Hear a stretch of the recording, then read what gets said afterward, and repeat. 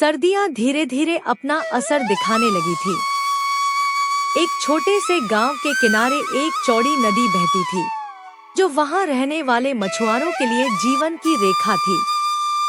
उसी नदी के पास बसी एक छोटी सी बस्ती में मोहन अपने परिवार के साथ रहता था। मोहन मेहनती, ईमानदार और अपनी बात का पक्का इंसान था, लेकिन उसकी जिंदगी बेहद साधारण और संघर्षों से भरी हुई थी। मोहन अपनी पत्नी सीता और दो छोटे बच्चों रोहित और गुड़िया के साथ बड़ी मुश्किलों में जीवन बिता रहा था। मोहन रोज नदी में जाकर मछलियां पकड़ता और पास के बाजार में बेचकर घर का खर्च चलाता। उसके परिवार की पूरी जिंदगी मौसम और नदी की मछलियों पर टिकी हुई थी। जैसे जैसे सर्दियां बढ़ने लगी, वैसे वैसे उनकी परेशानियां भी बढ़ती चली गई। ठंड के कारण नदी का पानी धीरे धीरे जमने लगा था और तेज बर्फीली हवाएं चलने लगी थी। एक शाम मोहन चिंता में डूबा हुआ बोला, सीता, इस बार ठंड कुछ ज्यादा ही बढ़ रही है। समझ नहीं आ रहा कि मछलियां मिलेंगी भी या नहीं। सीता ने उसे ढांढस बंधाते हुए कहा, आप चिंता मत कीजिए, भगवान पर भरोसा रखिए, वो कोई न कोई रास्ता जरूर निकालेंगे। दिसंबर का महीना आ चुका था। ठंड ने सारे पुराने रिकॉर्ड तोड़ दिए थे। पूरा गांव ठिठुर रहा था, लेकिन मोहन के लिए घर बैठना नामुमकिन था। अगर वह नदी नहीं जाता, तो उसके बच्चों को भूखा सोना पड़ता। एक सुबह जब मोहन निकलने लगा, तो सीता ने उसे रोकते हुए कहा, इतनी ठंड में नदी मत जाइए, कोई और काम देख लीजिए, आपकी तबीयत बिगड़ जाएगी। मोहन ने भारी मन से जवाब दिया, अगर मैं नहीं जाऊंगा तो घर कैसे चलेगा? मुझे मछली पकड़ने के अलावा कुछ और आता भी नहीं। मेरे बच्चों की भूख इस ठंड से बड़ी है। यह कहकर वह अपना जाल और नाव लेकर नदी की ओर चल पड़ा। नदी के पास पहुंचते ही उसकी हालत बिगड़ने लगी। पानी बर्फ की तरह ठंडा था, उंगलियां सुन्न हो रही थी और ठंडी हवा शरीर में सुइयों की तरह चुभ रही थी।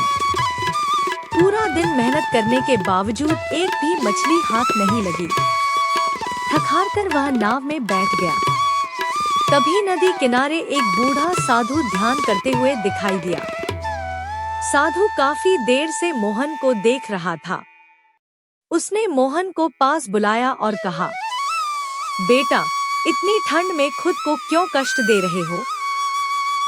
स्वास्थ्य सबसे बड़ी पूंजी है।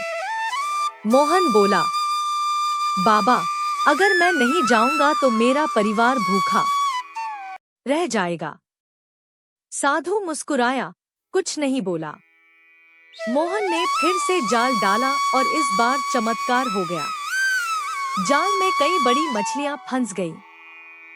मोहन की आंखों से आंसू निकल आए।